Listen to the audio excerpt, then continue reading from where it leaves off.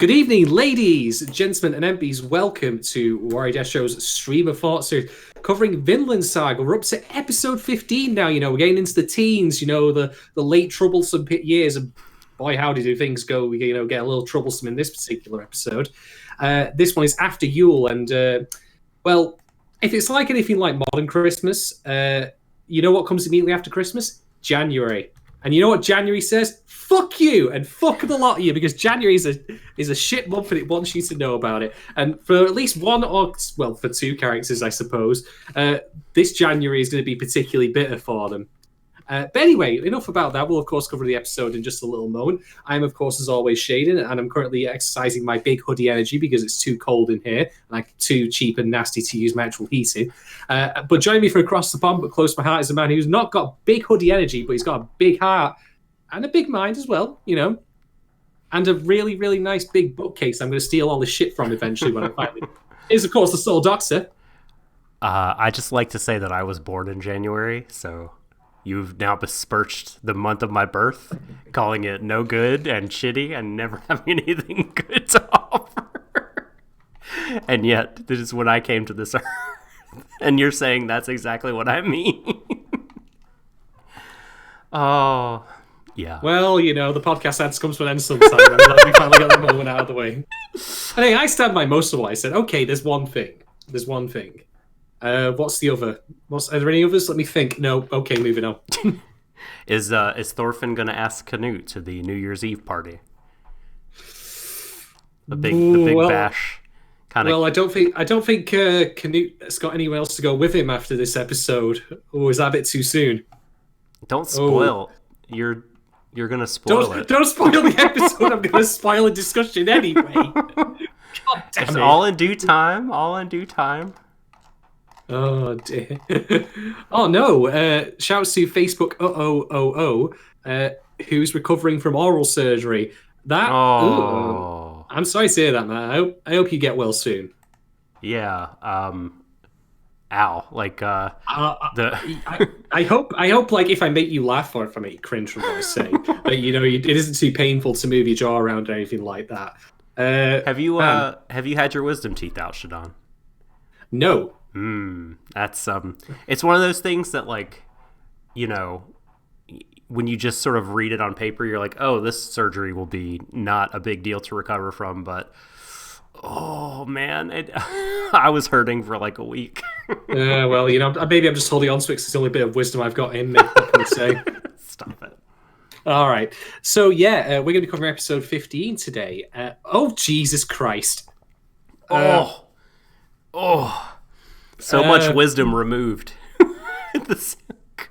Well, I hope... I'm so sorry to hear, man. I hope you can feel better soon. Yes, I hope that you're able to relax and you've got something for your pain, and that your time in recovery will help you not just recover your body, but refresh your mind and all that stuff. So be well. If you want to put us on mute and just imagine us talking about, like, shipping forecasts or something, you can do that for sure.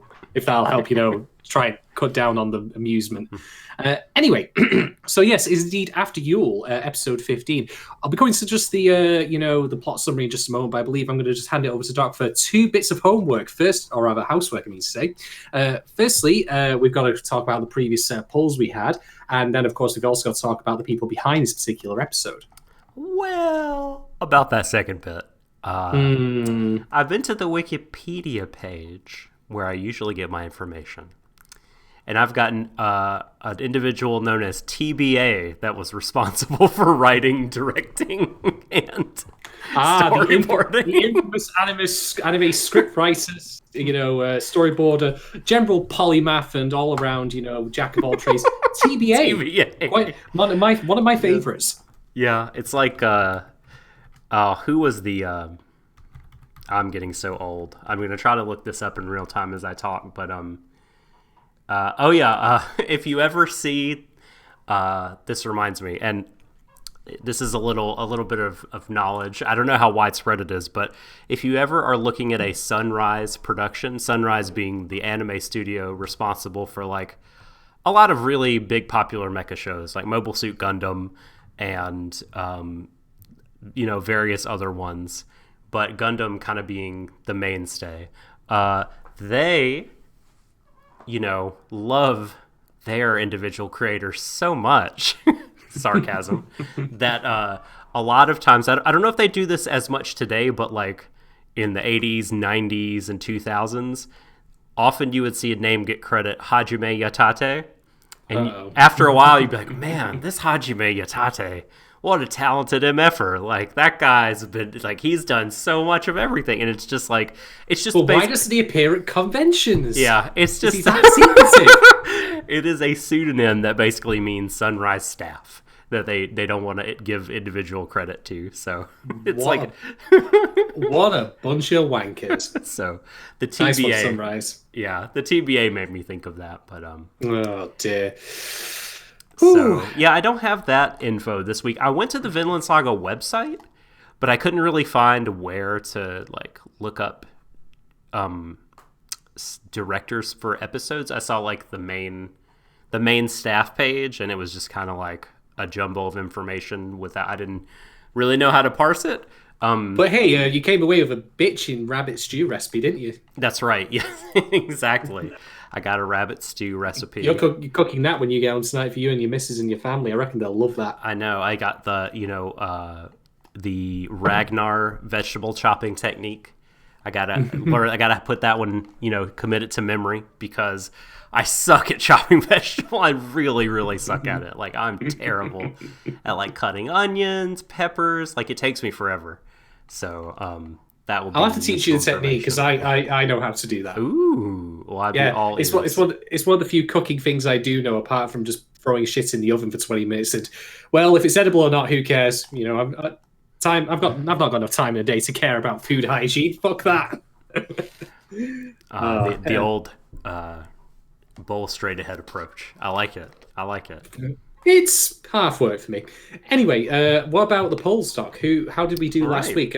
I know that some of these polls are particularly cursed, because that's been the trend as of late. Right, and these polls, because we did our episode kind of late in the week last week, they're still up.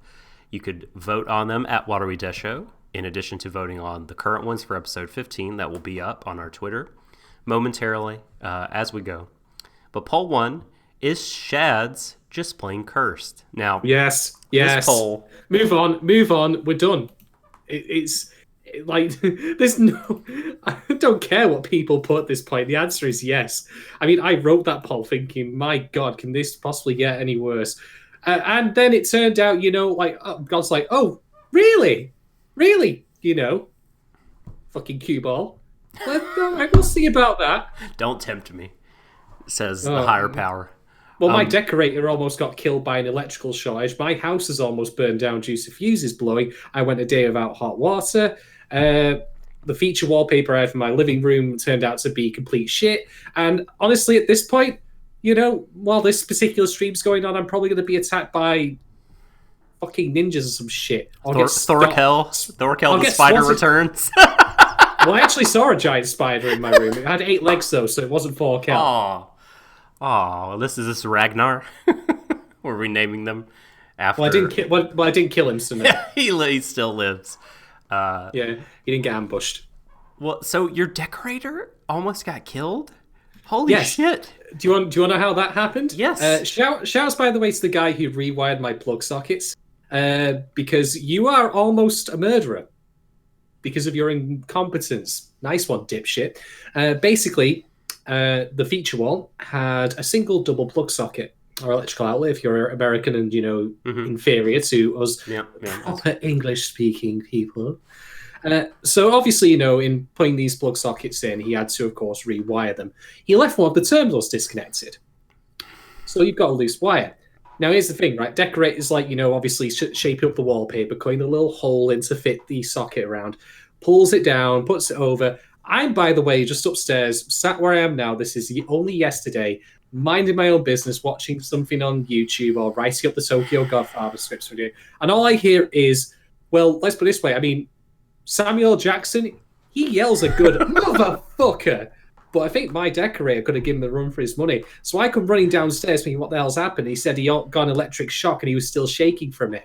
So not being, physicists really, so to speak, but otherwise God. understanding that getting electrocuted is, bad shit. I can obviously imagine that, just with a little change in the variables, well, I'd have been there probably, performing CPR on him, which Sweet. frankly I am trained to do. He almost died as a result of that. Nice one. Thanks, Mr. Electrician, who previously did those plug sockets and decided not to rewire them properly. You are about as useless as a sandpaper condom. Boy. I told you I was cursed, so this is why this poll is ultimately irrelevant. If you pick no, you are objectively wrong. Like, we at Warui Deshou are normally very open to the opinions of others here. Mm-hmm. We always want to hear different viewpoints on heavy topics or ones that are worth debating in great exhaustive detail. But insofar as me being cursed, there is only one correct answer, and y'all can go to hell if you think otherwise. Because I'm going to be there first, by the way. What happened to the wallpaper on your feature wall? I thought you liked it. I picked a set originally that when he started applying it on Friday, the actual, when he was joining it together, because it was a pattern, so it had to be matched at specific points, the actual pattern on it started wiping off as he was, running this, wallpaper comb down it. Oh my God. This, by the way, was not cheap wallpaper. This was, from B&Q, which I don't know what the equivalent is in America. We'll call it home store sheet. The only difference being that you can probably buy buckshot in there and you can't at B&Q. But anyway. Right. So I had to get replacements for that on Saturday, which necessitated a 2-hour round trip to a B&Q store to go do that, along with buying a load of other shit. So that was fun. And then the new feature wallpaper had its own problems as well, but thankfully it's all come together quite nicely in the end. Oh, and I also had to rewire my fuse box as well, which was a brick shitting moment, so that was fun. Do we need to have a spin-off podcast of just what's been up with you this week? And we just talk about our bullshit. Shadster stories. Yes. Oh my God! My life recently has just been a complete and unmitigated clusterfuck. Oh, I'm sorry. But hey, it's fine though. I'm here to talk about the clusterfuck lives of our Viking fellows. Right. Who are having a not so great time, as it turns out. Well, I know that one of them in episode 16 is going to have a really, really shitty new year. Let's put it that way. So, a lot of times after bad things happen in the world, people that do entertainment, be it radio, podcasts, whatever, will, at the front of their episode, they'll be like, these bad things have happened and it really sucks. But we feel like for our audience's sake, we want to keep going and bring some joy and kind of some relief from the troubles. And it's funny, I feel that we get as much of that from actually putting the content out as our audience might do. Hey, I said previously, this show keeps me sane. And, the immediate answer, I'm sure a lot of our audience members at home will be like, sane? You lost that label a long time ago, Shads, along with your hair. I don't know which came first, and maybe it's correlated. Who can say? But anyway, I also won many simoleons at work today, so that makes me happy. That makes up for it in spades, because this can actually now be used to finance more decorating. So thank you very much, fate, karma, whatever I have to give gratitude for winning 140 Great British pounds, the Queen's currency. Much appreciated. Facebook would read a book about your life. I wouldn't write that book, and no one should read it. It's a cavalcade of soap opera drama and general stupidity, bullshit, and nonsense that I wouldn't wish on anyone else. With the occasional quip and good moment. I'm not actually that bitter, I will stress, by the way. I take a lot more things in good humour than I used to. But I certainly wouldn't write in. You certainly shouldn't fucking read it. Buy my actual book, which is out there on Amazon, which I won't bother talking to you about because it's bad, but just buy that anyway. All right. I'm going to try to... So we have to get back to the polls. This is why we shouldn't talk about my life ever. No, it's okay. It's all right because... I was going to say about this poll was that we're getting into what some may consider a cardinal sin of polls. But I I love, and that is pole-based continuity. Poles referring to other poles that refer to other poles. And you don't know. You get your pole, when you cross your poles. you just simply don't know. When two poles cross. Unless you've been in on the first, you don't understand the references, and that sort of stuff, just makes me happy. So, is Shad's just plain cursed refers to a pole from the previous week. Is Shadon cursed as a pollster, because polls that you often feel very strongly about that you create, the audience tends to disagree with. And the results for this cursed poll makes Shad a dull boy, got 71% to all work and no plays 29. Poll 2. The Shadning. There you go. Poll 2. Which Mancunian team would Askeladd support? This is another stupid inside joke. I love it when I read these because it makes me remember the silliness of the show last week. Man City walks away with 54%. And again, Askeladd would back the front runner. And so that checks out to me. Poll 3. Why do you think Canute chose not to speak up at the slaughter of the Mercian villagers?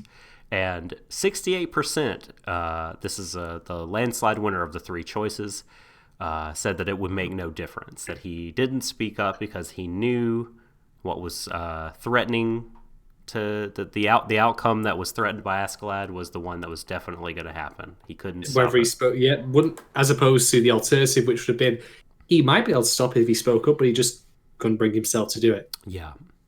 So poll 4. What is God doing to Anne in this episode? And by the way, I watched the OP I really paid attention to it this time, and Anne is in there with this green sort of starry sky. Then we wouldn't have known. And you know what? Unpopular opinion, or maybe a Doc changes his mind and walks back. So I hammered 2 weeks ago this new OP, crushed it, because not the visuals but the music. I like the song now. I've gone rogue. I've made a 180 and I like the song. It still to me sounds like I'm listening to elevator music, to be quite honest. It has just that kind of effects on me. This is what I have to put up with to get to the destination I want to get to. Mm-hmm. It's cool. The catchiness of the chorus, I think. But I listen. I don't disagree that it sounds like a Mountain Dew commercial. It ain't no Macanjo. Let's put it that way. Not at all. No. It ain't no slow build up to death screaming. Yeah, it lacks the power of that first opening. It lacks the raw edge of it. Yeah, it's so edgy you could literally shave it. If I listened to that song in the bathroom, I'd come out clean shaven. There'd be none of this left. I also like both of the endings, and I definitely miss hearing the just like a broken man in the storm. The new one is good, but it just things take a while to grow on me. I think. It definitely ain't no Cold Tower of the Deepers, that's for sure. What different? What is though? What is indeed? What is the Penguin Drum ED? That was one of the best EDs of all time.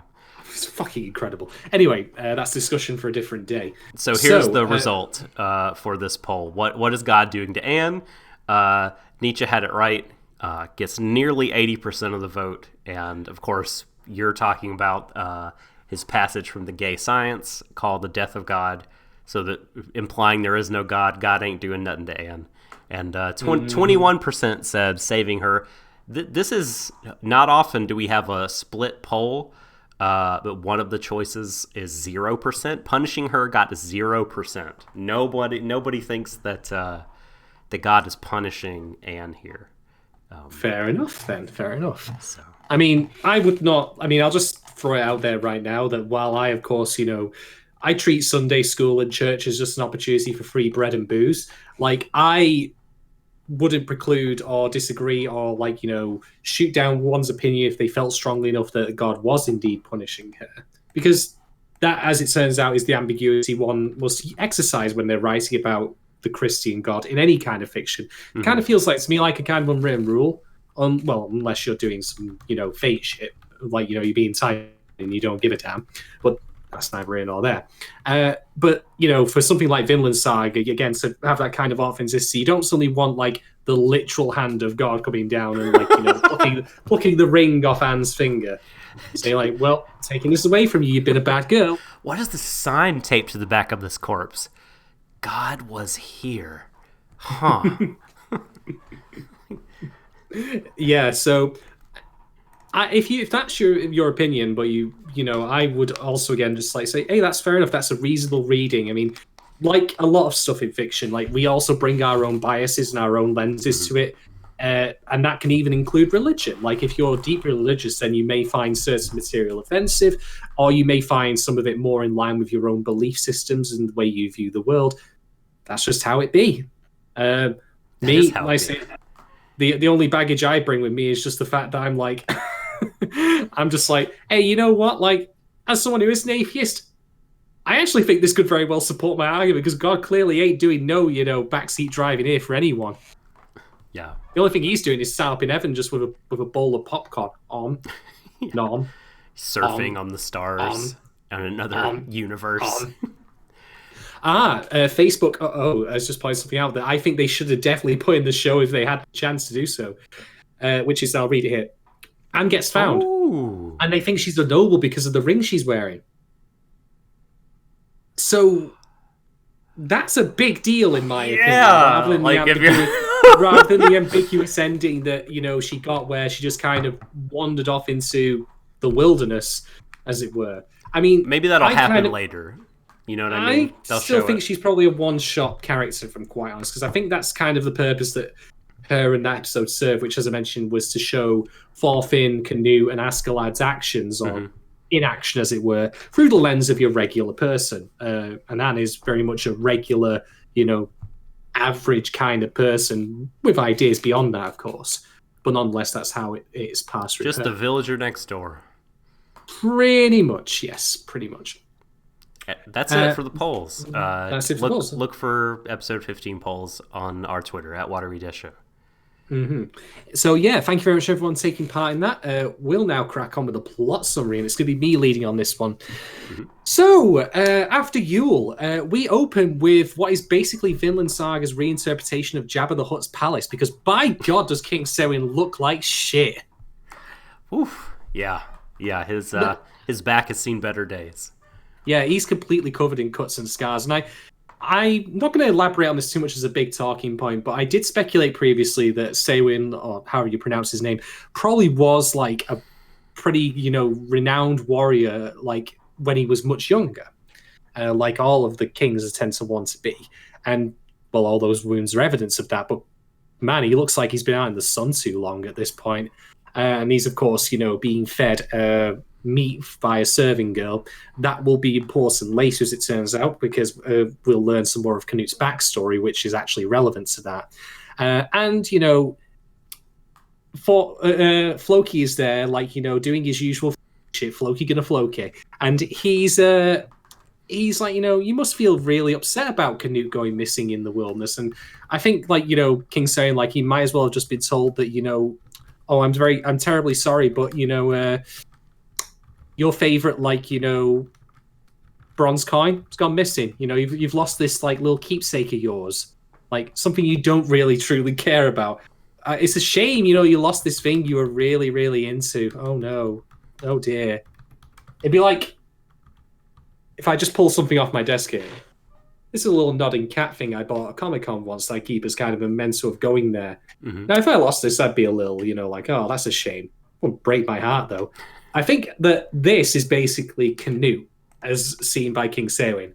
Not a nodding cat, of course, but rather that kind of saying, like, I have some sentimental value, a tiny little shred of it, but yeah, fuck it. Who cares?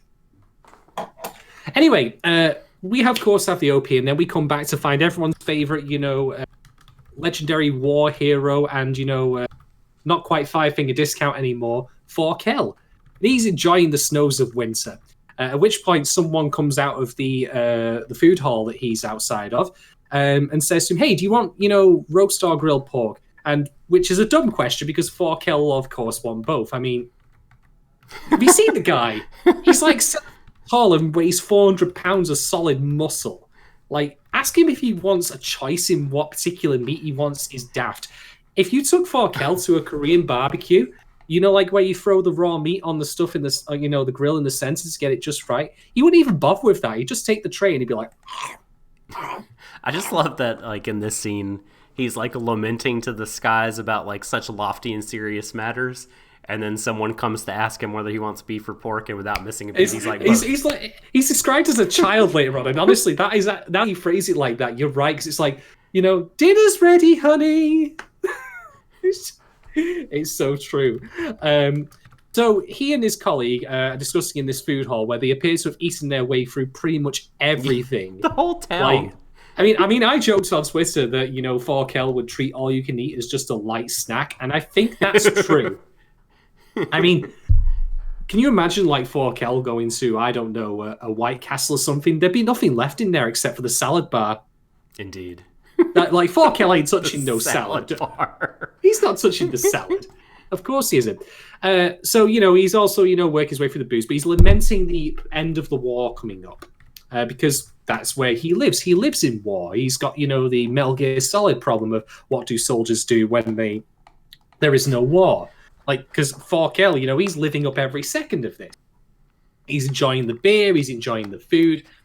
Probably enjoying the women. I don't know. Maybe. I thought Metal Gear told us the soldiers' problem was being dummy thick. And that you couldn't sneak somewhere because of the ass claps. Hearing you say that phrase, I feel like a hole just tore in reality. Hearing you say that, I'm not even going to say it. I can't bring myself to say it. Okay, let's move away from that. God bless him. Forkel is, you know, he's obviously a little bit concerned about the war coming to an end and like the fact that they've lost Canute and how they could have used him for their own ends. But, well, it can't be helped. So he's just going to lean back and just enjoy the rest of his beer, booze, and, you know, all the other good stuff. Because, well, what else can he do? Anyway, we cut now to our, you know, regularly scheduled pirate listening moment where we've got... Can I say one quick thing about Forkel before we... this scene was like... Oh, you know, I'm sorry. That comes later. So I'll just bring it up later when you get to that moment. I'm sorry. Apologies. No worries. So Askeladd, Bjorn, and the Ear, who we mentioned maybe once, twice at most, because, well, he's a very nominatively deterministic kind of name guy. Yeah. Like, he serves one function in the show. And to assume he has a character or a personality beyond that, like, he's the Ear, he listens. Cool. Maybe he'll start a helpline someday, I don't know. The Fraser Crane of this episode, of this show. Always something listening. Like that. So anyway, Canute, the priest guy, and Ragnar are praying before a makeshift Christian cross, with Thorfinn watching from the back, you know, polishing his father's dagger. And the priest is the one, of course, leading the prayer, but his prayer kind of like, he starts like this, like standard, you know, Our Father who art in heaven, that kind of thing. But then notice gestures as the prayer goes on, and he starts going off script.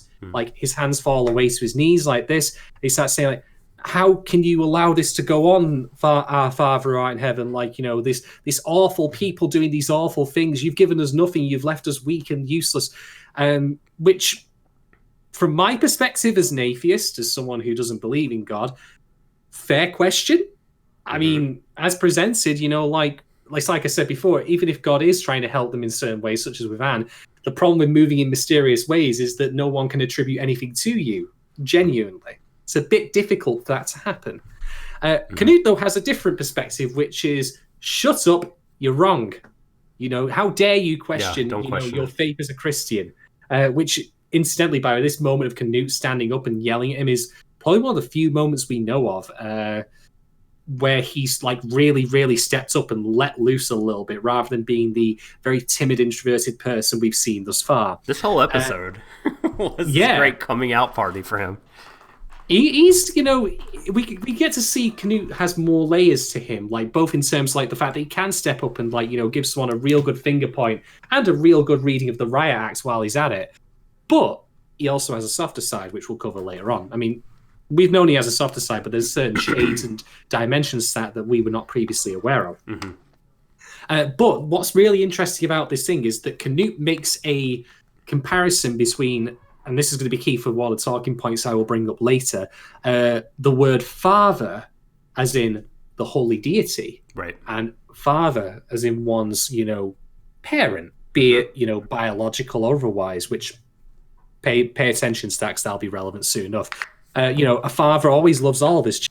So Canute's assertion in this line here, which I won't elaborate too much on right now because I'm going to say it for later, is that he's referring to God. God loves all of his children, even if his children, are, well, they're breaking curfew, they're being a bit rebellious, doing drugs, be it the old pillaging, be it the old plundering, going invading other countries, all the things that, rowdy kids get up to. But after all, think of it this way, though. What other interpretation of father do you think he might also be referring to? Bearing in mind, we were, of course, reminded of his father's presence in the show at the very start of the episode. Right. Just saying. Right. So, Farkel, we go back to him now, back to the beer hall where he's, probably eaten like the last remaining cow with his bare hands. Yes.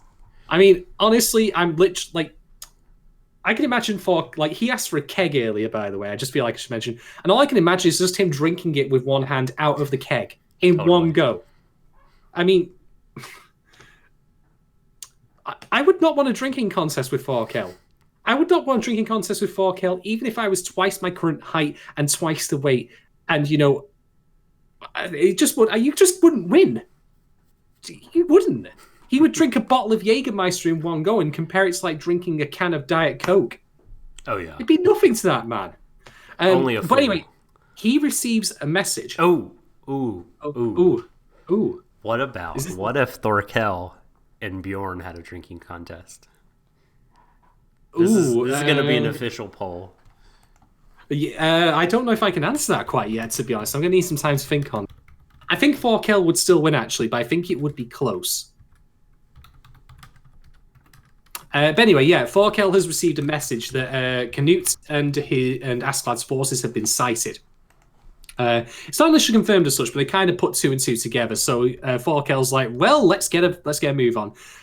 He completely and utterly ruins the food hall staff members' day by saying, "Oh yeah, we'd like a packed lunch." Again, like he's going out on a school trip, like he's going to the fucking zoo. That's what that read as to me. And this is why I love Thorkel so much. Because he has a certain childishness to his mannerisms that make him really endearing. Like, he doesn't quite grasp the gravity of the things that he's either asking or doing. I mean, for someone as strong as him who probably gets his way in everything that he ever wants to do, because that's the world that he lives in, no surprise there that it would, it doesn't seem unreasonable to go, "Oh yeah, could I have 500 packed lunches for 5 weeks?" for 5 days it was. 5 days? Oh, okay. 5 days. Yeah. It's insane. And obviously, a little bit of nice comedy there, where the staff members just look like, "Oh my God, no." But we can't. How do you refuse it? How do you refuse a man like that who's built like a brick shithouse? You probably don't. Incidentally, by the way, I think it was mentioned earlier in our chat, and I'm just going to scroll up to find it. They were so glad he was going to leave until he asked for the food. Yeah. It was mentioned in our chat earlier, but I think it might have been... Well, I apologize if I got mixed up. I can't unfortunately scroll the window up for some stupid reason. That Anne was sighted again in this episode, and I think that this is where we see her as well, like, while just appearing getting some soup, while the conversation happens between Thorkel and the kitchen staff. Interesting. I did not catch that. I didn't catch it either until I literally just saw it just a second ago, because I'm having the episode replaying as well. Help me make sure I don't get things out of order. But anyway, so what happens next is it's very rare. It's a very rare thing for me to watch an anime where I can say, in a way that I don't feel negative about, where it is literally taking the piss. Because that's what's happening.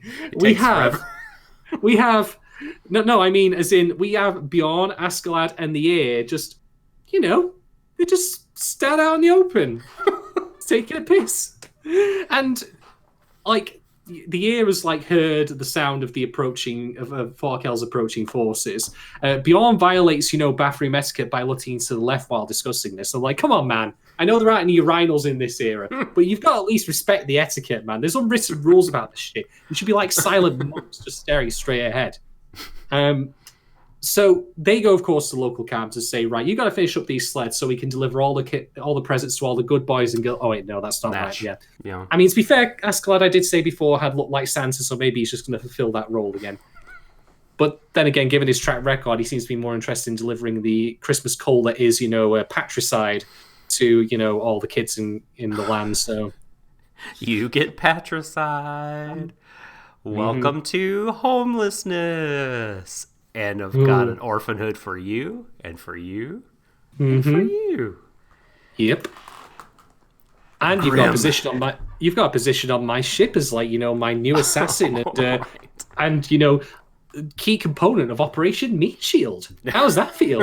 Exactly. Well, our previous boy assassin has gotten too old. He's grown up, so we need a new one.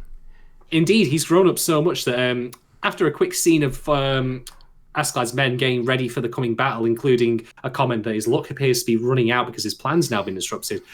We cut to Thorkel having, murdered a wee little wabbit. It's been wabbit season, and he's, got one. Unfortunate, but hey, at least we now know who the killer in Beastars is anyway, so that's all solved. I'm glad that's been cleared up. But anyway, he's passing by Ragnar and Canute's lodge, and Ragnar just pops down and says, "Hey, that's a nice looking rabbit. Why don't you give it to me so I can cook it?" And Thorfinn, as someone who's been a loner through much of his adult life, or rather even his life in general, since his dad died. Well, he says, you know what you can eat?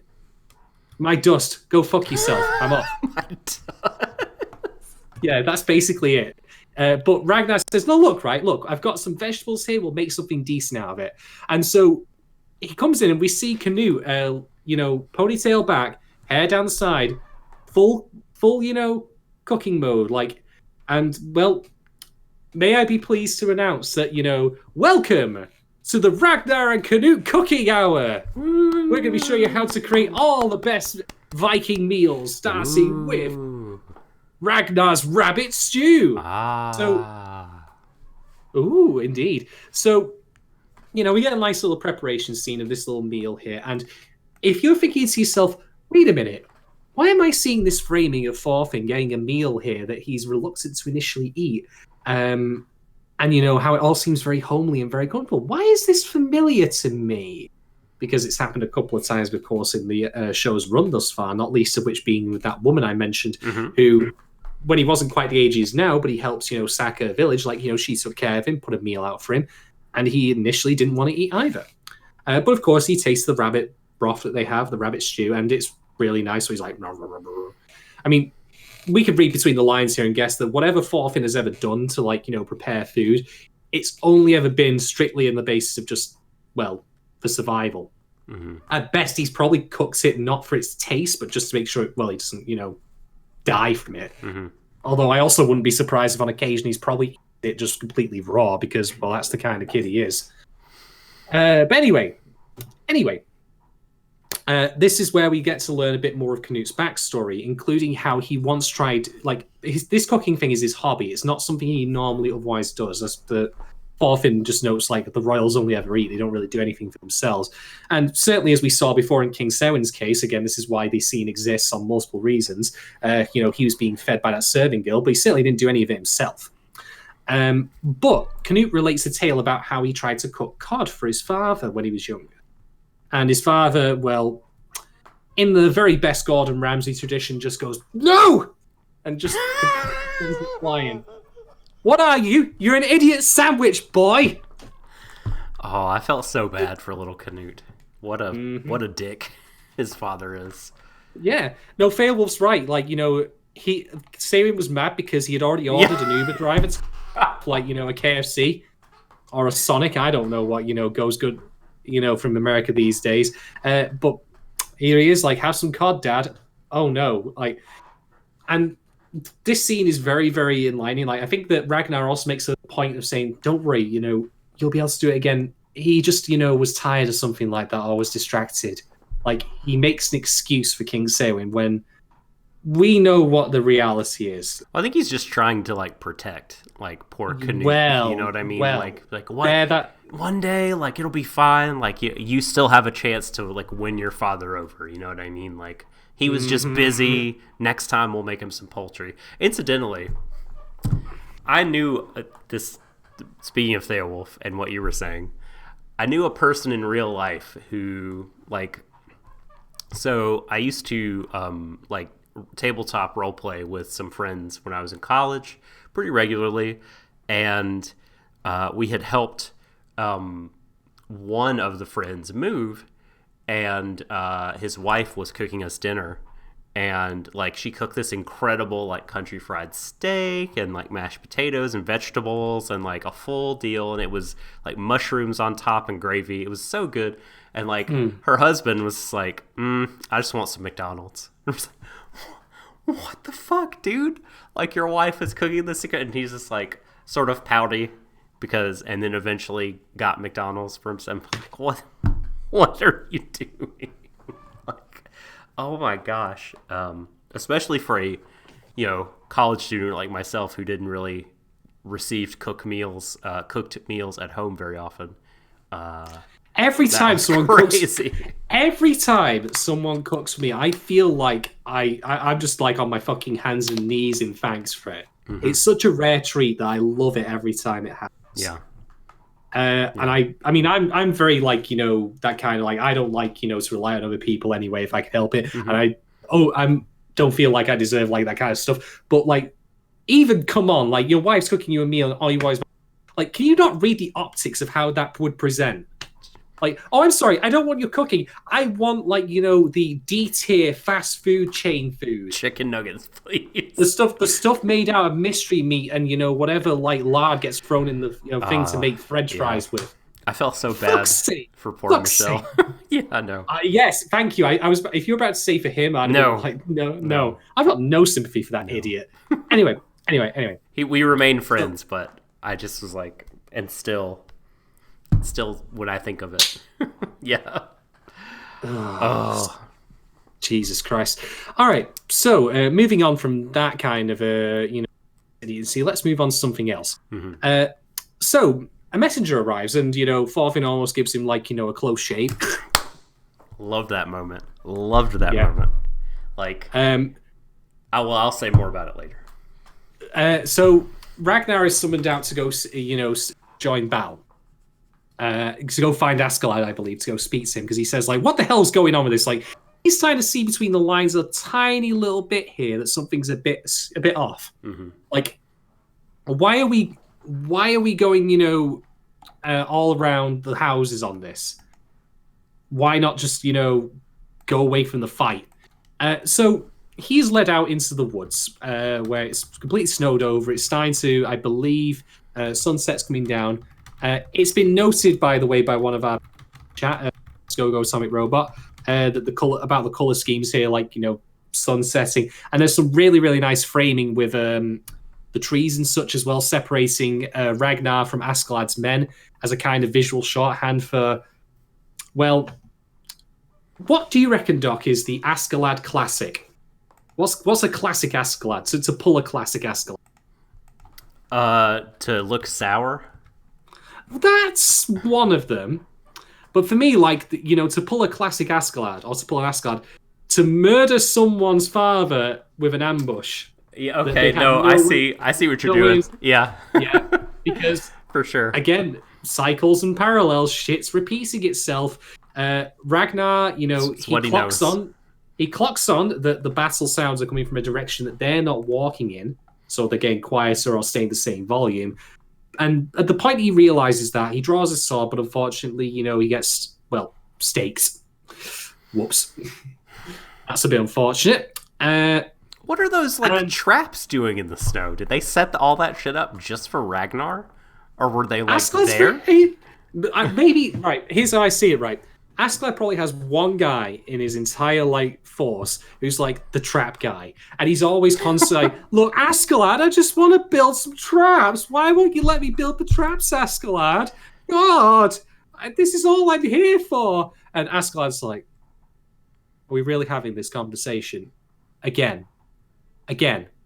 And so, like, he's had this. He's probably had it more times than four. Has asked him for duels. And so this time around, like, Askeladd's like, his men together, and he's gathering him for the ambush. Right, all right, you're gonna hide in the snow. You're gonna be hide behind the trees. And the Trigus, Askeladd, come on, man. And he's just how about now? And he's just like, all right, look, I'm so sick of your shit. Go build your trap and use it. Which now makes me think that I wish there had been a moment where, like, after Ragnar had been stabbed, this guy just leaps out of this incredibly complicated, like, hatch built into a tree. He's like, aha, I've at you! And, oh, it's over. Oh. I'll be going now. Bye. But yeah, unfortunately, Ragnar has by the stabbing, and he's like, I need to speak to Askeladd urgently, like, because, well, hey, what a man's guy. on a mission. Yeah. Death's just like, a mild inconvenience towards getting this message across. And it turns out indeed Askeladd is there. So they have a very long conversation while Ragnar is bleeding out that basically boils down to this. Ragnar knows that King Sewin has sent his son off just to basically be a lamb to the slaughter. Because, of course, Canute is not the only heir to the throne. There is Harold, who we've seen mentioned before, and we actually see visually depicted in what is Ragnar's explanation of the scenario. And speaking, comparatively here, like, if I had to put money on who looked more like a warrior than Harold would win easily. Oh, yeah. Yeah, and looks are a big deal, for, like, royalty and, kingdoms and monarchs in this kind of time. So there is that.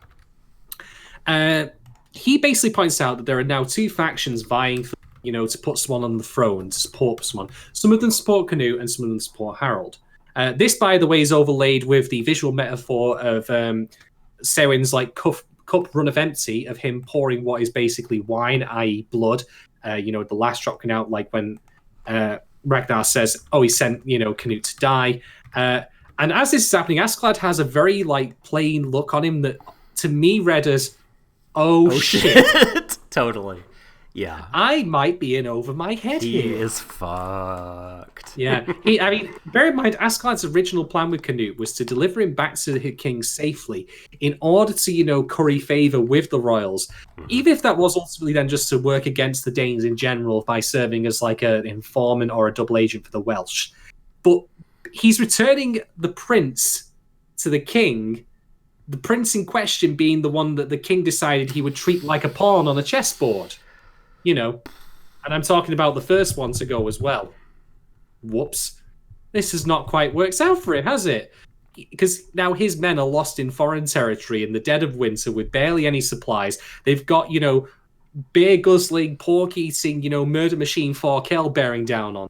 And the people they would otherwise deliver Canute to at the end of this incredibly long and arduous escort quest, well, their reward for them is going to be death. Plain old death. Yeah. Kill a lot of them. Yep. Nice one, Askeladd. This gamble did not work out. Great plan. Fantastic. I mean, if only he'd face planted during that scene as well, it would have fit. So what was the original indicator? Was it 2 weeks ago? When they started to say Askeladd's luck had run out. Might have been. It's around that time. Yeah. Anyway. I think it's when the snow started coming, right? That would be right. Yes, you're correct. So Ragnar falls to the ground after bleeding out a little, and he makes a final plea to Askeladd. I want to see the prince one more time to say goodbye. And Askeladd's... He does his best Asker Langley pathetic face and just says no. Yeah? Pathetic. So, and that closes out the episode pretty much as Ragnar sees, like, young Canute, like, in a sunlit farmland again, with the idea of them cooking poultry together.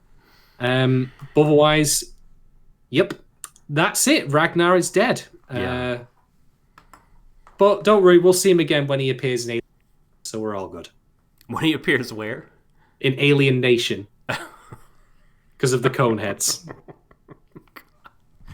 Yeah. Oh boy! Sorry to ruin that tender moment for everyone. You really did. You so did. It is my want and mine, and but yeah, that's after Yule, and I mean, I'm gonna lead off very quickly with just a very quick talking point while I pour this drink, just to clarify some comments I've made in previous episodes about how I feel about the pacing of the show. So here's the thing, right? I am very much of two minds about some of the recent episodes that we've had, but I must also again stress that we are operating here on a week-by-week basis of examining this show, and things can change. I mean, when we covered Given recently, you and I had very, very visceral reactions to the Yuki suicide stuff because of how thinly it was depicted. And then it got a little bit more fleshed out as time went by, and so that kind of reaction we had was diminished somewhat. Not entirely, mind you, but that's the point basically I'm making here is that I see this build-up now coming about, and obviously with Ragnar's death, like, things are really going to kick into high gear here. I still have some feeling that the stuff that we've got up to this point could have been tightened a little bit. And part of me also thinks, from what I've read from other people's experiences, that maybe this would be better if it was actually bingeable. Like, if you could, say, do 4 episodes at a time, I can imagine this would probably read a lot better because you would keep the pace of events going rather than waiting week on week. I've been saying that for a couple of months, that was the case. And that when we were doing Given, you know, I was like, this is exactly the right dose of Given. Like, episodically, they deliver what I want them to deliver. And I'm satisfied and can wait. But yeah, with Vinland, to get everything I need from it, I feel like, especially from like episodes like 9 to 13, you'd want to like just down all of them at once. Exactly. You'd want to drink them all in the same way. Beer, basically. Right. So I'll say again, just as a reminder here, like, my opinion is only merely my own. It is not necessarily truth about the show, and you're more than welcome to do it, and I'm glad people have done it, I must say as well. But I always try at least to offer some caveat, which is that, well, that, and, you know, we're dealing with an evolving situation here as episodes go along. I mean, I'm actually fairly confident that if my memory serves me, which is often not really, that I had probably some similar feelings about Banana Fish, at least at one point. And if there's anything that you can say about Banana Fish is that it wasn't, you know, you can't say it wasn't eventful. No, so it rocked. It was great. Exactly. Yeah, there was plenty going on. Yeah. Just take anything I say about the pacing of this show, or indeed anything else, I suppose, with the pinch of salt that it needs. Well, it's also a criticism, and you're not saying like the show is bad. Oh fuck no! The show is great. The show is, and there's plenty of good stuff in this episode as well, which I really appreciate. Which, of course, no doubt we will cover in just a moment. But anyway, I just wanted to lead off with that while I pour myself a nice, refreshing glass of, whatever. I'm not seeking advertising books anymore, I'm afraid. I know that Coca-Cola couldn't give 2 shits about me. Damn you. Anyway, over to you, Doc. Over to you, Doc. Well, did we want to do our patron questions first? Oh, of course, yes. You know what's sad? You know, I said it before about my memory. It clearly failed. Because we're just doing a change to our format going forward, folks. Both this and, well, for Kabuchiko Sherlock as well, and anything else we cover on live stream, which is that we're going to do patron questions before we do talking points. Mainly because I've noticed recently that when we've done patron questions, we've often already covered them in our talking points, and I'd rather that we do it the other way around. Yeah, just that way, you know, people don't feel like their questions are being redundant because we've already covered them in detail. Yeah. It would make more sense that way. So with that in mind, I'm going to move over to our Discord channel and find those questions, and here they are. So, first question. This is coming from Blinkaji, our resident Vinland Saga expert and all-around swell guy. How does the death of our favourite Conehead affect this show's previous track record of commendable bald representation in anime? Well, I have opinions on this. No surprises to anyone who happens to be watching this, you know, on the stream as opposed to listening in audio format. Clues in the head, of course. I am immensely offended by the fact that there are no more bald people in this. I mean, all this talk of representation in anime, and there's no consideration for the bald people. When will our day come? I tell you, when? If it's one thing the anime is fond of, it's hair. They're very hair is important. It's very important in anime. It's given a lot of shine, a lot of thought goes into it. So it's tough, man. It's tough for them to jettison the hair. Yeah. They can always like do the hair effects that they would do to someone's facial hair, but oftentimes, I don't know, that just ends up being comical. I can only think of like Louis Armstrong from Full Metal Alchemist. There's also Golzine, but I don't think you want, he's not the representative I'd want to lead my lead my pack. I'm sorry. Yeah, exactly. I mean, excuse me for not wanting, a pedophile to, be a representative for anything, to be quite honest. Are there any bald people in Sherlock? I can't think of one. I think they all have hair of a sort. So I don't know. Yeah. None of them are bald. Oh, sad day. And that's the least of that show's problems, by the way. Could you? Yeah, right. Could you call Ragnar bald? Wasn't he balding? Because he had like a skullet, right?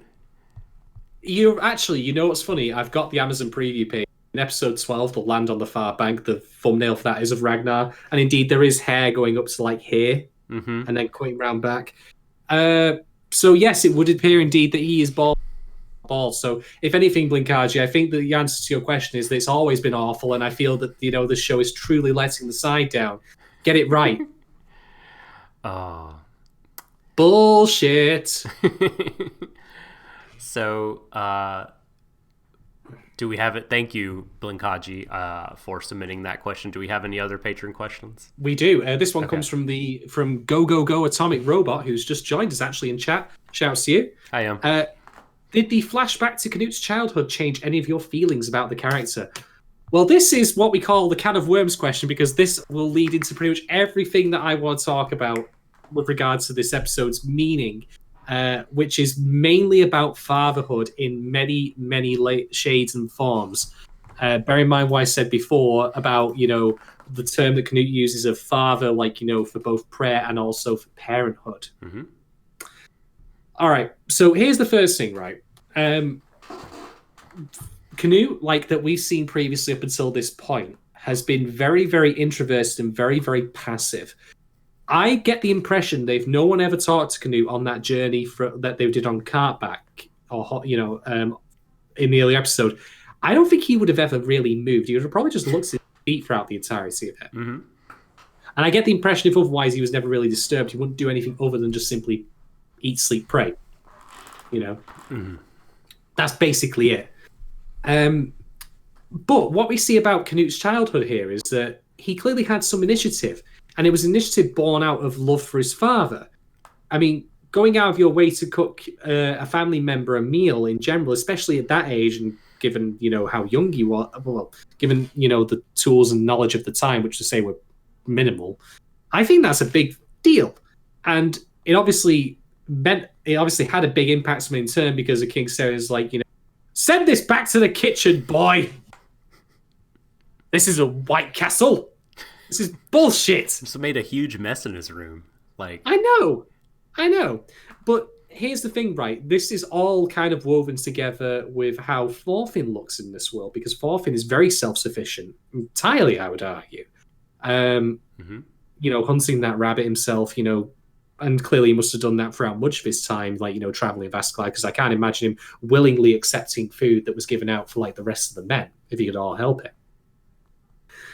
So what we see here is, funnily enough, a kind of strange contrast between how, clearly Sewin wanted a son who was a warrior, someone who could kill on the battlefield, but didn't care for a son who could be self-sufficient in other ways, which seems like a kind of strange hypocrisy to me.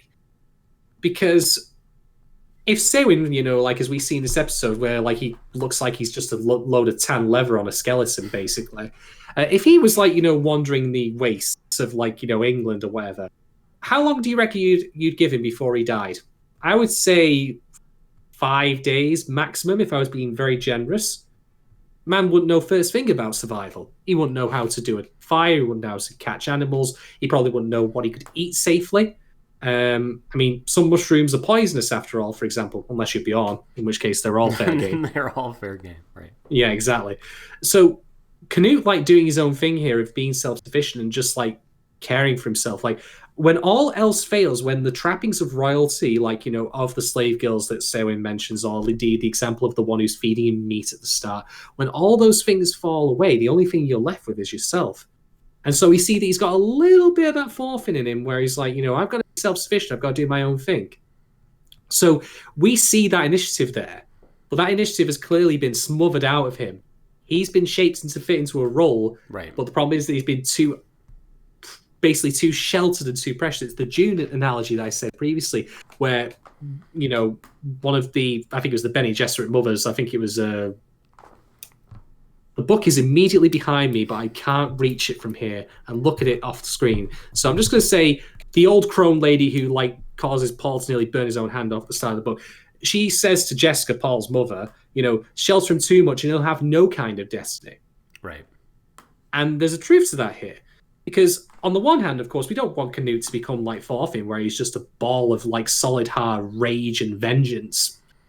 But on the other hand, we really, don't want him to be as he is right now, which is to say that he's too introverted, too shy, and too timid to defend himself or care for himself or even stand up for himself. And we see changes in that, certainly, like with the scene with, him confronting the priest and all that. But there's a middle ground which he needs to reach. But he was kind of at that when he was younger, but that seems to have been beaten out of him. Mm-hmm. So, excuse me. What I think about it is, I already liked the character. And this episode, we see so much of him. We see the outburst at the priest, which we'll talk about. We see kind of how comfortable he is in his own skin when he's making a meal. So we're already like, wow, here's some personality, and then we see the flashback, and this definitely sort of reinforces, I think, why he's so afraid. He's seen these kind of rages from his father. He's been taught to fear his father. He's been, like you said, put in this role of where his father has all these definite ideas about kingship, and there are a whole bunch of things he's not good at, and the things that he is good at are unseemly for a king to do. You know what's deeply ironic about that, though? For all that showing ideas, just look at him. He is completely and utterly unimpressive as a king. The only thing he looks like to me is the before section of a weight loss advert. He looks pathetic. For all that he's I wish Canute was a warrior. Why is he sat on his ass back at the throne, in the throne room back in Denmark, lapping it up, enjoying being fed slices of rotisserie meat by that servant girl? I mean, do you think put up or shut up, King Sewin? Put up or shut up, bro. Well, do you think he's just too kind of injured and old, and kind of infirm from the injuries? Because like you said, he looks pretty scarred up. Well, shouldn't he? Well, the thing is, I suppose you could make that argument, but then that would project a sense of weakness. Sure. Yeah. Even if it's just for saving face, I suppose I'd argue he should be out there as well. But now he's just going to sit there and drink his booze and just constantly be like this. That's why you're not the king, because you don't think like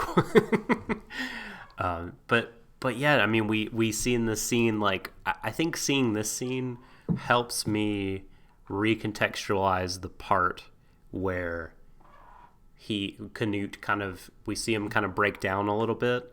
Mm-hmm. When Askeladd is saying, you need to say something, or I can't even remember the exact context, but people are trying to get him to talk, and he's like, I just can't. He has a brain lock, because if he pisses off one group, then they'll take it as the whole, the royal house pissing them off, the country, that responsibility has been so fearfully put on him, and in the person of his father, that he just kind of just cannot take it. He's so afraid, and it seems what happened with the food, there's probably 1,000 of those where he tried to do something that he could do well, and the king said, fuck this is not what you're supposed to be doing. Or maybe he tried to do something that he knew the king liked, and he screwed it up because he's not good at the things that the king likes, and the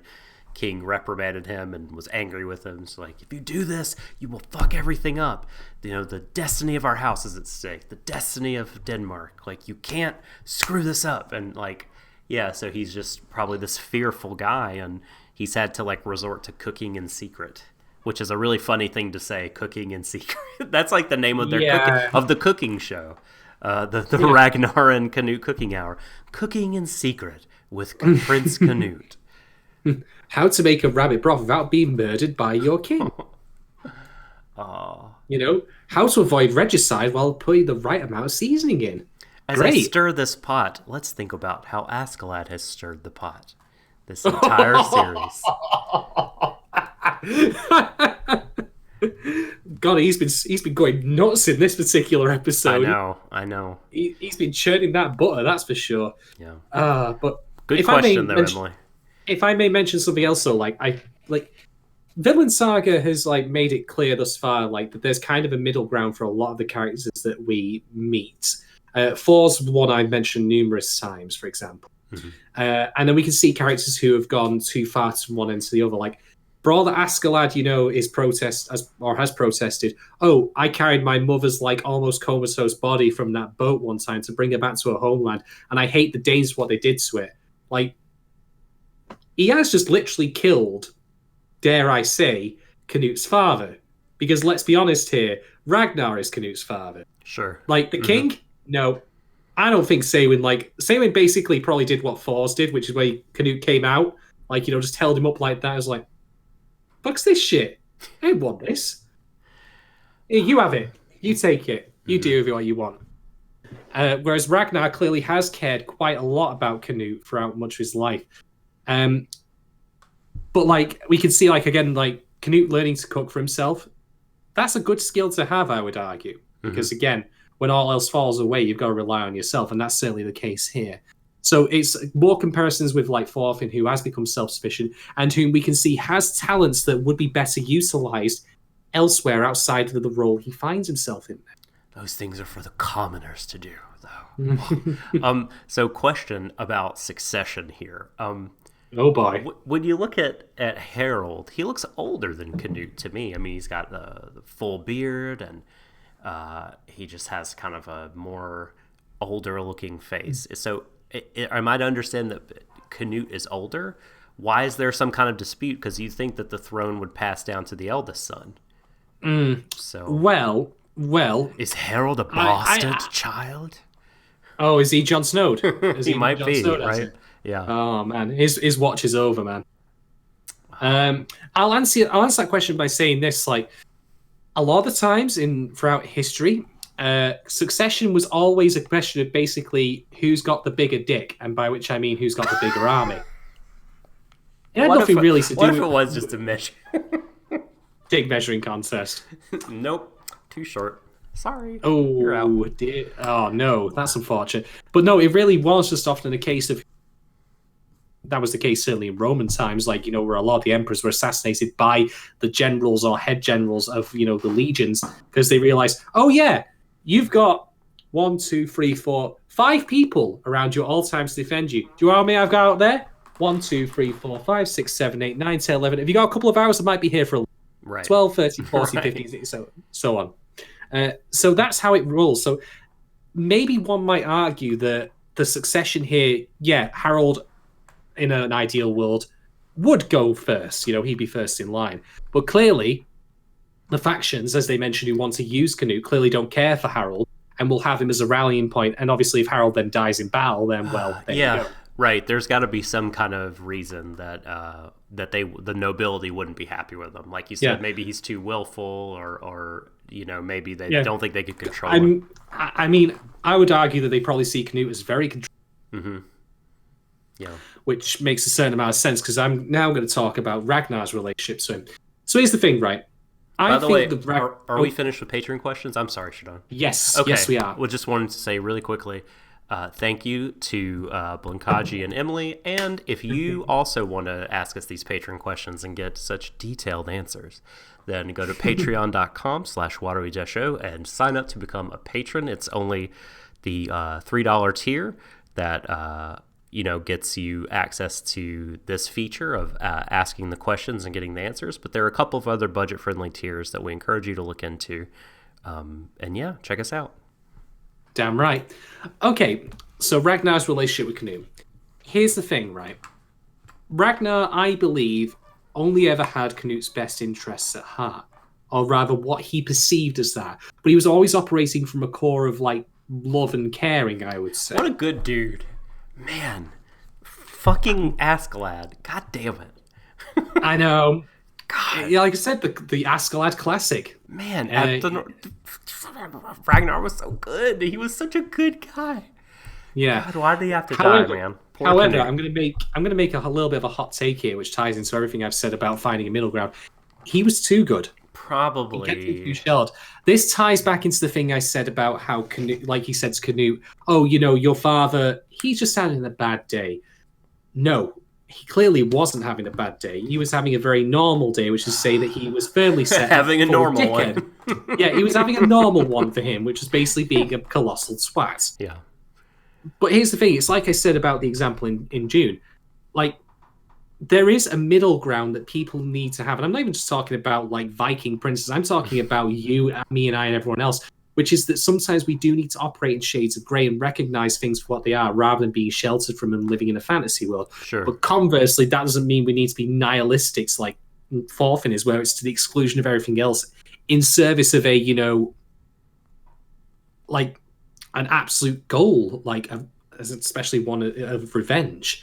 So all of Ragnar's actions that we've seen thus far, like where he's kept the prince very, very sheltered, that to me, I think, speaks to the sin of hubris that often this show has covered, as it did with Thors. Thors himself, he only ever wanted to protect Thorfinn and the others. He didn't want to fight for his own soul as well. But the reality demanded that he did, and when he refused, I would argue that he paid a price beyond his own life, which is to say that of his sons. Yeah, it's like they're punishing these guys whose kind of cleverness has been dulled by their love, because Ragnar didn't catch on till too late. Thor's, I don't know. I guess he thought Floki would just let him go. You know what I mean? And sail where he needed to sail. But clearly there was some trap, and yeah. So yeah, maybe that's what's happening. Yeah, I think the show is ultimately critiquing this kind of moral and ethical absolutism that people can have, and I'm talking on both sides of the spectrum, because obviously we have people like Thors and Ragnar, who clearly very much care for the people under for their family, to the point where it's above all else. But that then actually damns their families, as it turns out. Whereas conversely, you have people like Askeladd, who he talks a big game about how his past was destroyed in similar circumstances, but doesn't then ultimately stop it. And for him, his own, survival and wealth and privilege are sacrosanct. He'll bulldoze anyone in front of him for that. But obviously, these opposing viewpoints, neither of them, as far as the show presents, are ideal. Right. There is a middle ground, where, I think back, for example, to Thor's line, where he says to Thorfinn, "You have no enemies. No one has any enemies." Here's the thing. I don't sort of disagree with that in principle, because I think it's a very idealistic view. You shouldn't want to have any enemies. That's very reasonable, I think, and very admirable way to live, if that can be that way. The problem is that even if you don't have any enemies, there are people who do, and people who will see you as that, people who come knocking at your door, people who come for things that you want. And then you have to be ready to defend yourself. Then they will become your enemy. Even if you don't have any, people will put themselves in that role, whether you like it or not. And like I say, I understand Thor's perspective on that. I understand Ragnar's own perspective of doing what he could for the prince to shelter him from all the horrific things he did by just being nice to him, and trying to carpet or wallpaper over the there's the wallpaper joke, by the way. You can tell that's still on my mind after recent events, like of wallpapering over the harsh reality of it. But it came at a price. It came at a price of sanding off the edges they needed to help them survive in this world. And so that's why I think the show is ultimately going for, is that it's criticizing going too far in one direction, good or bad, whatever way you want to paint it. And it asks instead that we adopt a certain kind of flexibility, to how we approach situations and how we treat others. Like, okay, that doesn't mean you be an arsehole, but it means that, sometimes you will have to get rough in order to, defend your own interests and do what is right. Do you think Thorfinn is an exemplar of that flexibility? Or is he isn't yet, but there are hints of it. Mm-hmm. There are hints of it. Because clearly he has many talents and an imagination for exploration, but he is so utterly consumed by his need for vengeance that he is on basically the same axis as Askeladd in the system I just kind of came up with. And that ties back into cycles and such, as we mentioned before. Mm-hmm. But with all that he's learned, he could in theory just leave at any time and go live his own life, and all of the things that he's learned would serve him really well. He'd be able to survive pretty much anywhere. But he's still stuck in this situation because of the cage of his own making, basically. I'd like to question a basic assumption of this argument. Which is? That a character's dying is the show saying that their point of view is wrong. Well, no, because it's not just that, because obviously we've just mentioned Askeladd and Thorfinn, who are still very much alive. Mm-hmm. Canute himself is kind of gravitating towards the middle a little bit. So I think that you could say that it applies in those circumstances, but it's not absolute. Mm-hmm. Where they die and that proves it. We could see even for the living characters, the issues they have. Where they, because of this place, indeed, if you think about Thorkel, he kind of does sit in that. I mean, sure, he's going to war for the sport of it, but he's not cruel or callous.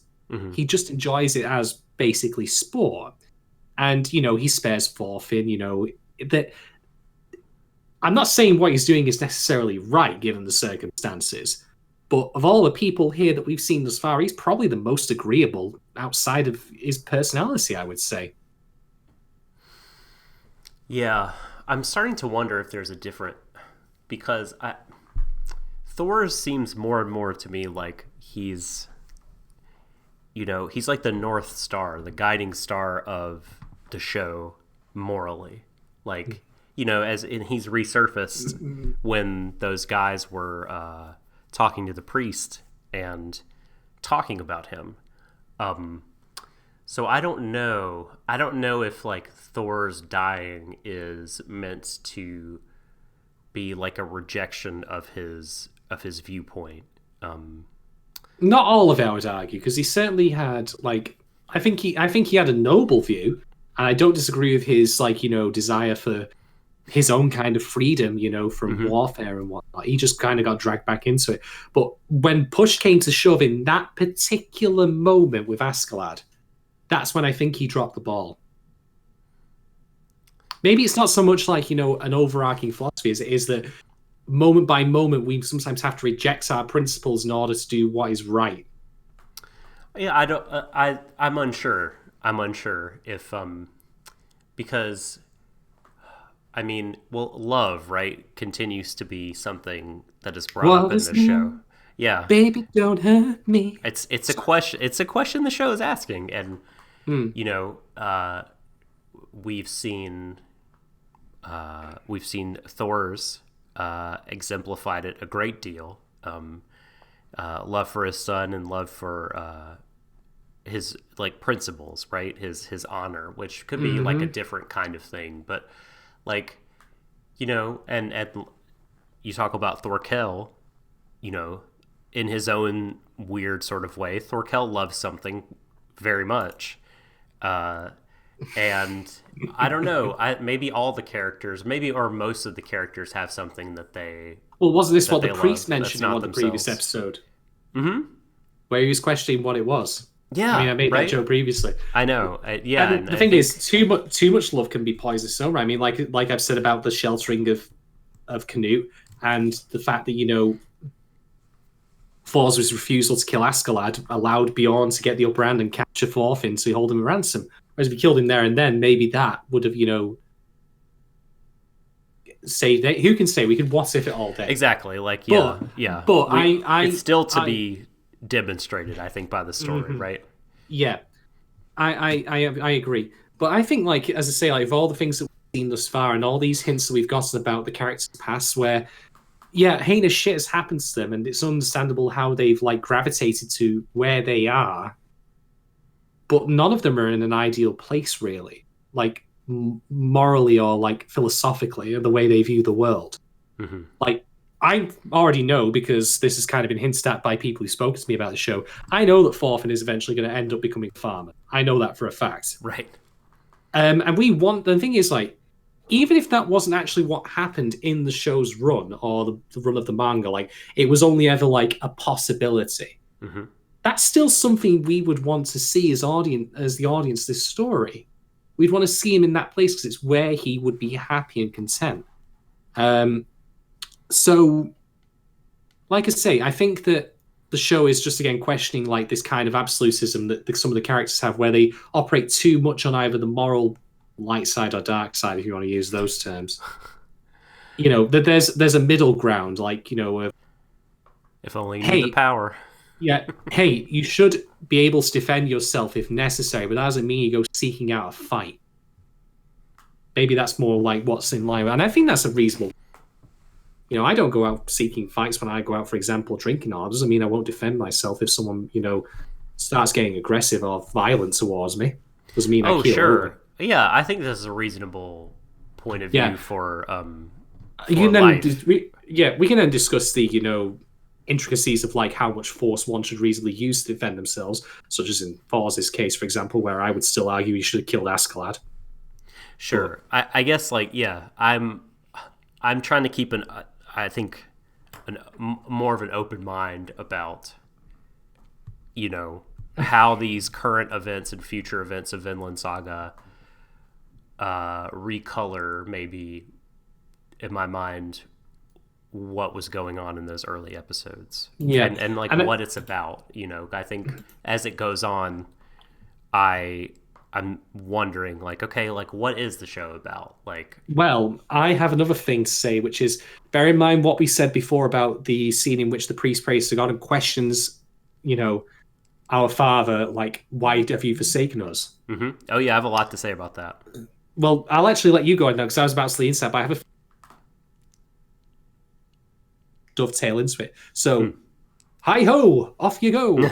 Well, I really, like, I love that scene because I think it does so much for the priest and Canute. I think the priest needed this moment to be further humanized. I think he had been humanized before in his conversations with the two kind of brothers in arms, but, like, this sort of lets you know, like, he's clearly capable of observing what's going on around him and being affected by it. And I mean, everybody, like, all sort of people who are deeply faithful, I think, have what I think Mother Teresa, called her dark night of the soul. Like, doubt is kind of an integral part of faith, I think, as a lot of learned people will tell you, because the world is a fucker, and if you have the truth. and if you have sympathy and empathy, it becomes very, very hard, like, coping with suffering and reconciling that to belief in a loving God. It is a difficult thing, and the priest is having that moment. But also, the scene does so much for Canute because rather than the priest, he gets to be kind of the zealot. And I think that's just suits the character, and it suits the situation. And, like, you can add something like that to Canute's character, and it will be a layer. Whereas if the priest was more of a zealot, it would kind of define him and be his, like, only character trait. And this is just sort of another part of Canute that is interesting and speaks to, I think, what you were talking about, how he was sheltered, because like he clearly, I mean, he saw something horrible in the slaughter of this village, but like he hasn't like endured a life of it. He hasn't seen a lot of it, clearly, and so he's still able to keep his faith and condemn other people for doubting. And he doesn't use the word he might use the word faith, but like the phrase I latched onto was the love of the Father. How could you doubt your Father's love? I have to excuse me, pardon me. And there's that word again, right? Love. That's he's doubting, the priest is doubting the love of the Father, right? The thing that he's looking for out there in the world. And he, like, he's like, God, you say that you love all men. We know you love good men and bad men, but like, but I don't know if you hear me because these awful things are happening. And I just love that Canute used that phrase, and I think his outburst was so. Again, it does a lot for his character, and this scene also connects last episode and brings it into the ongoing story in a way that, like, we thought last week, oh, this could be like a one-off because it seems so self-contained, but here we have these people praying. Lasting consequences, yeah. Yeah, and they've been affected by it, and it's carried over to kind of character development for this episode. And, like, it has a lot of repercussions, I think, on Askeladd and his men, who, when it comes to light that they're discovered not 10 days after settling in, it's like, oh my God, we did this horrible thing for nothing. God damn it. Well, if I may just follow up what you said there, like, I think that actually that scene just reinforces what I said, in that the priest is at least willing to question his faith. Because means when one questions faith, doesn't mean you abandon it. You can question and come right back around to believing it again. It just means you take a step back and critically re-examine it, which I think is reasonable. I don't think it's like a bad thing, to question your faith every now and again, especially if you are challenged by really trying shit like this here. Whereas Canute, he almost feels like he's too much into the dogma, I would say. Which again speaks to the thing I said before about that lack of flexibility in thinking. Now he's getting there. He's changing, certainly, by merit of him actually having that outburst in the first place. That is a step in the right direction. Yeah. But in a similar way, just simply because he's questioning that, I think he's wrong that just because the priest is questioning his faith, that makes him a bad Christian. If anything, I'd argue that probably makes him a better one, because at least he's willing to, see things what they are, but reinterpret them differently and reaffirm one's faith. Totally. Zealotry is a dangerous thing to have, if I say so myself.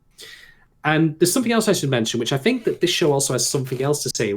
Believe it or not, I think this is actually supplanted or supported by Makoto Yukimura's, like, afterword of the entire manga, which someone posted online that I read recently, although thankfully there are no spoilers, in which he said... Is the manga over? Maybe pass. I didn't know that. I thought it was still ongoing. Wherever I could be wrong, but it would seem like to me that this makes sense as to why this was there. Okay. But basically said that, like, fathers are shit. They keep, like, sorry, I'm sure you have a very strong disagreement. No offense taken. Are you going to have a fist fight with Makoto Yukimura? No, because my father was shit, so I believe it. There we go. Thank you, Theo. I won't the end of the actual whole series of it, was just the volume, but he mentions, like, about how the mothers are the ones who truly care about their children, whereas fathers are not great, to be honest. They suck. But here's the thing, right? If you look at all of the fathers that we've seen throughout the show thus far, like, at least as far as the main characters go, and I'm going to throw God in on this one as well, because that's the comparison I made before. Get in here, Big G. Yeah, you could sit down as well and have your turn too. Like, God has failed them there by, I mean, like, it's like that age-old philosophical or theological question of, if you're omnipotent and you're omnipresent, do something. Yeah, and you like, love people. Yeah, if you're all caring, all knowing, and all powerful, like, you might want to, yeah, just maybe do something, intervene, bit of wrath, Can we have some Old Testament here and there? No? Oh, well, fair enough then. So that father, the literal our father, he are in heaven and he don't give no fucks. So that's a failure there of a father. Yeah. Thor's, in turn, failed in his own way because his actions have left his son, in the care of the pirate who killed him and turned him into a twisted murder machine. And Ragnar's failure is keeping Canute too sheltered to be able to survive on his own. I mean, King Serwin's failure? King Serwin's failure? Yes. Yeah. No father in this show thus far, as far as the main character is concerned, has done I'm not saying, fatherhood is a flawless thing. I mean, why am I talking about it? You're the one who should be talking about the difficulties of fatherhood and that it's not a cakewalk. But at the same time, the flaws that they all have about Askeladd, he arguably is Thorfinn's new father. And by howdy has he been a fucker. God, don't say that.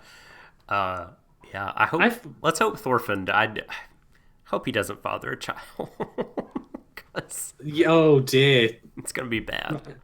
Man, it's going to be bad. So I'm thinking that the show also has kind of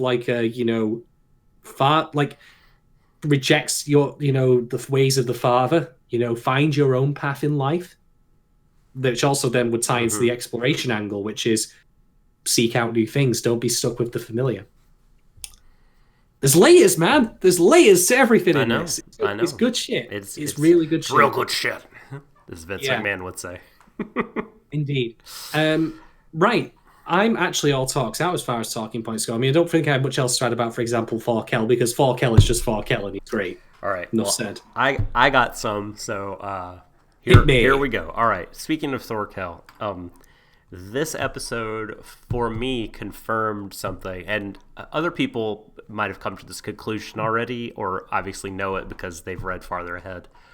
But there was part of me that was thinking, what Thorkell really wants is to go to Valhalla, right? To fall in battle, and he doesn't want to, and that's why he's not picked the winning side. That's why he's picked England, despite them wanting to, looking like they're going to lose, because he wants to be in all these battles and eventually die. But he says, I love fighting, but hate losing. So it turns out he just backs himself and loves really challenging battles. And, it's like, Thorkell only plays Dark Souls. Exactly. He's from Softs, Thorkell. It's but yeah, I mean, I was definitely okay, this closes the book on that idea for me. I forget who said earlier that, in the manga, Thorkell says, warriors to war like a fish is to water. He just he loves warring and not necessarily losing. So that was really cool for me. He's been making a Thor killing out of it. He has. When Thorfinn was in, their cabin and the guy knocked on the door and instantly had a knife at his throat, I was just fuck yes. Because to me, what this scene juxtaposed with kind of how grateful he was for the hot meal, reluctantly so, of course. You could argue he was just doing his duty, but it felt like his heart was really, really in it. He's protecting Canute with a vigor and a, how do you call it? A zest that, to me, fervor. Yeah. Fervor, yes. It connotes that, there's more. Even he may not even realize it, but there's starting to be more to their relationship than just a totally professional bodyguard. He's having feelings of friendship and camaraderie after all this, being dead inside or other feelings. No, no, for sure. And are we covering Given still? We might, yes, we definitely are. We might be. I can't. Let's see Thorfinn and Canute's new music. We talked about how Askeladd got fucked, and what a tremendous moment. Like, how he's just like, why didn't you tell me this sooner? And like, he just knows. Well, he was on the way to do it, then you stabbed him, you dick. Rude. He could have told him this ages ago, though. But it's fine that he didn't. Like, it's fine that he sort of kept that to himself. I mean, that's an important detail. And he didn't know Askeladd's scheming, but it's like, yeah, Askeladd is really, like, he's definitely in the twilight, I think. Remember that scene a few episodes back with the cycles? Like, you know, it's autumn for you, buddy. Like, I think it's gonna winding down for you. Do we think that Thorfinn will react to Canute's father dying? I think that not the axe itself. Like when he finds out Ragnar's dead, he's like in his way that he wants to do. Like but then he will learn the details of it, and he'll see Canute's reaction. And I don't think Thorfinn will have a very strong reaction. But bearing in mind this is Thorfinn at this point, for whom emotions are like, you know, peripheral and baggage and, you know, boat anchors around oneself. I think he will still have a reaction on less, because he will see the parallels that we can already see. Totally. Yeah, I think he might be annoyed about it, but then, yeah, like you said, kind of come around to seeing it as a more significant event. So, I mean, hell, can you imagine what like Thorfinn would think if he realized himself, I could have murdered Askeladd, as I've said many times, in you know, his sleep or anything like that. And my inaction, again, here's me talking about rigid thinking here being the enemy in this show. My inaction has allowed many, many horrible things to happen because Askeladd is still alive, not least of which is the death of this man's surrogate father. Whoops. Now, again, not advocating murder as like, you know, an easy, necessary, or good thing in any way, shape, or form. But, you know, sometimes desperate times, desperate measures and all that. Just saying. Yeah. Well, I guess Massa Kettle 444. There are a lot of ways I could see it going. Like, I could see the king believing, like, so at this point, everyone in Denmark believes Canute is dead. So that PR has already been distributed to the people. So if the king gets word from an informant that, like, oh, he's actually on his way, all he has to do is just send an assassin to kill him, and everyone still believes the English killed Canute. I'll go one bet. If you have Askeladd turn up, and you know he's like, all right, I demand payment for life, and he's like, I'll do you one better. You can demand payment for Canute's death if you take him out back and stab him and be on your way, and then, you know, make it look like it had nothing to do with me. Yeah, this is why I should have been on Game of Thrones. Yeah, right. Now that it's in play, and that everyone seems to believe this thing about him being missing and probably dead, it's so much easier for the king to just secretly get rid of him. People would not point the finger at him so quickly. I mean, we're well before the time of fingerprints, blood spatter analysis, and, you know, people wearing shades to, you know, the Who or whoever it was screaming in the background. So I think that he could quite easily make it look like his son got, you know, off by some random, as opposed to, you know, a bit of, well, again, regicide, infanticide, again, all the sides in here, you know. Yeah. You're right, all the sides. Will Askeladd just take him there as a hostage? I wonder. I don't really see the play, but I mean, not to say it's not there. I didn't write the book. There's probably something I'm not seeing easily. But like, what's the play for him? To ransom him and then just die? I feel like either he's gonna get the gold and then die, or the king will just send people to kill all of him, including Canute. I mean, I don't know. I think he's just got to go into exile at this point, right? Well, he's lived as a pirate all his life, running from anyway. That's really that big a deal. I mean, it's not like Interpol exists here, or they can start tracking him by GPS or anything. It'll be fairly easy for him to slip away, I would argue. I mean, he doesn't care for the Danes anyway, and he's got a home in Wales. Yeah, exactly. So this is not really the end of the world. Glad. The key thing that he needs to do now is just get out of the immediate situation he's in, which is that, oh shit, we've got, the guy that makes the mythological minotaur look like, a little mewling pussycat coming barreling down our door. The man who swings tree trunks around like they're fucking pencils. Maybe I will sort out. He's craving a game of Battleship now. Yeah. So, yeah, so interesting. And the last point I have to talk about is Ragnar. And two things to say. Just, I realized what was happening a little bit before Ragnar himself did.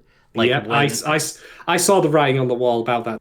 Like when they're showing soldiers like distance away from him, there's some really nice framing with the trees and such to say that keep them separated, so they're clearly not part of the same group visually, including the use of shadows for that as well. And the sun is setting. Sunset, the bare tree. Something about like you said, the distance between the two in front and Ragnar, and the shot composition of just seeing them in profile, kind of walking. Like it just visually struck me as a death march, and I was like, oh no.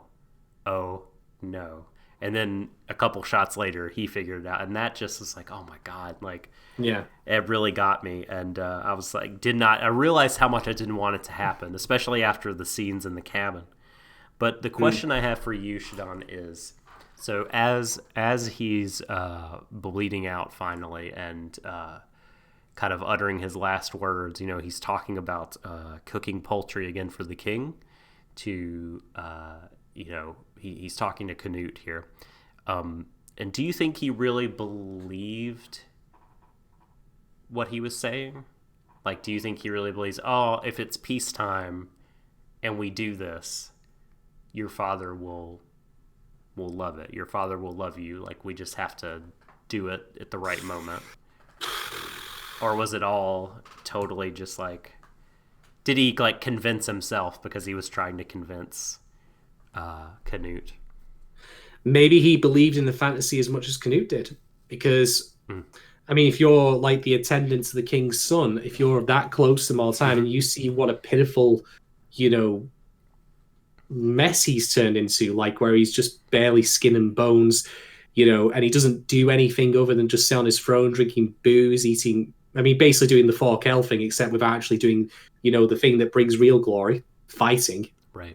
He wouldn't be very good at it, but at least he would try. Better than slouching on your throne all day. Maybe the lie is as much for him as it is for Canute. Who can say? Yeah, I tend to agree. Like, it hurts, man. This would hurt me more than I thought it would. To have died in vain, looking after Canute, when the king was sending Canute out to die anyway, and presumably Ragnar as well, assuming he'd get swept up in it, only then to be rescued by a pirate who decides, oh, you know what? Completely coincidentally, without any foreknowledge of that, I'll kill you anyway because I'm just going to dick with your, surrogate son. Yeah. Here's the thing, right? The funny thing is, like, Askeladd mentions, I'm doing this to help Canute grow. Yeah. And after a fashion, yes. And in a certain strange kind of principle way, I agree. Canute does need to grow and mature. But learning from the Askeladd playbook, no thank you. He's only going to perpetuate more of the shit that he himself said was not... And this is the Danes who are doing it. I hate the Danes, so I'm going to, corrupt and mindfuck their, like, potential next king and, potentially put him in charge of a throne where he can commit decades worth of more atrocities. Nice one, Askeladd. Great plan. Real fucking smart. Because guess what Canute will do? He'll find out that you killed, Ragnar, and when he gets back on the throne, he's going to march every single Dane in his army over to Wales, and he's going to have his merry little way with it. Bravo! This is such a brilliant plan. Ugh. I like Askeladd and all that, even though he is a complete cunt. Excuse my language. Yeah, it's demonetized. We were already banned off YouTube anyway. Besides, I smell like a sailor as it is, so who gives a shit? But only like a month left until we can get back on YouTube for live streams. And we'll be live for 2 days before we get banned off it. Yeah, exactly. Why not? We'll make even a challenge out of it. But even as much as I like him, and as I say, I understand that morally he's completely compromised and ethically, I don't think his plan has really got the legs it needs. I think this is one of his turkey, shall we say? Yeah. Well, with Ragnar's death though, actually, come to think of it, how appropriate. Ragnarok. Mm-hmm. We're starting the beginning of the end here. Yeah. And as we've alluded to before in Viking, Ragnarok is not strictly speaking the end of the world. It is a cycle of rebirth, of setting new things up. So with the starting gunshot now of this all going off, and we also saw the preview of episode 16 in which Canute's got a look on his face like he's just opened up 4chan for the first time. I haven't seen the preview, but yeah. This is gonna go downhill real fast for all involved. This is the point where we are off the rails. So buckle up, folks. Shit's gonna go down. Mm-hmm. Oh man. Okay. Well, I'm excited. I am too. I'm pumped. Yeah. Well, can I go ahead and give you my rating for this episode? What about or do we do Twitter first? Okay. Let's check the Twitters. All right. I'm updating. Let's check the tweeters. Go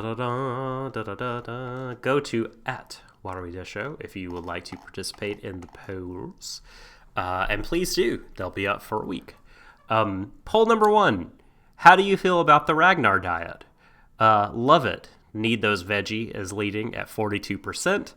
And this is closely contested because at 33% is it's best but no likey, and no meat is at 25%. No surprises that I picked that one. Poll 2. Who wins a drinking contest between Thorkel and Bjorn? 50% say Thorkel, 7% say Bjorn, and 43% says it's a draw, but they become BFF. If it's mushroom ale, you know that Bjorn winning. With an unspecified ale, though. Poll number 3. Did you see it coming that Ragnar was a bad motherfucker? 56% say hell yeah. 44%, and you will need to be including me in that when I vote, is hell no. I did not see him as such a badass that he really did prove to be this episode, I feel. Mm-hmm. And those all right then. Thank you to everyone who's voted so far. But as Doc said, do check them out at Warui Deshou. Drop thoughts in there. So ratings. I will pass this over to you firstly, Doc. How do you feel about the episode? Give us your, out of 5. I loved it. For everything that we have said, there's connective tissue to the other stories that were good. There's portents of future shit. There's all kinds of great stuff herein. I'm gonna give this episode 4.5 out of 5 blonde eyelashes of a servant girl, because they were very blonde. She needs to get those fixed then, in that case. She's only got half of one, and she's only got 4 of them, come to think of it. Good very God. blonde. Or eyebrows, I guess. I don't know. Eyebrows is what it was. Yes, 4 blonde eyebrows out of 5. All right then. So for me, beyond everything we've discussed, I think this episode handles its tone really well, because it allows itself a couple of light moments, mostly almost entirely actually with Thorkel, but they never feel jarring or distant. He seems to occupy this own kind of space where he can get away with being his kind of flamboyant, biggest presence in the room, and even a little childish and a little immature, but still always entertaining without clashing against the much heavier stuff that the show handles in its other scenes. And I really appreciate that. So it's not entirely a downer episode, but I also really, really liked how, as I say, we've got these ideas of fatherhood, the critical analysis, of the failures of the previous characters, the assertion that the absolutism that certain characters have, close on, entirely or not entirely, all the way there, is in itself a problem, and there needs to be a nice middle ground. There's plenty of meat to chew on in here. Mm-hmm. And even the backgrounds really did quite well. I mean, some of the stuff in the show has been a bit shaky throughout its run, but when it hits, it really hits well, especially in the scene in which Ragnar is executed. Mm-hmm. So I really enjoyed it. I don't like to see Ragnar die, to be quite honest. And he was a good character and a good guy. But now we're getting what I wanted, which is that I wanted to see things pick up. I want to see them pick up on a personal stakes level for our characters here, to kind of bring it back to the way it was at the very beginning, where it was very personal and very intimate.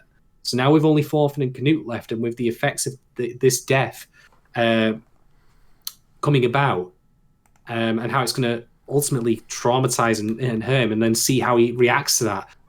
I'm really, really glad that this is now picking up in a big way.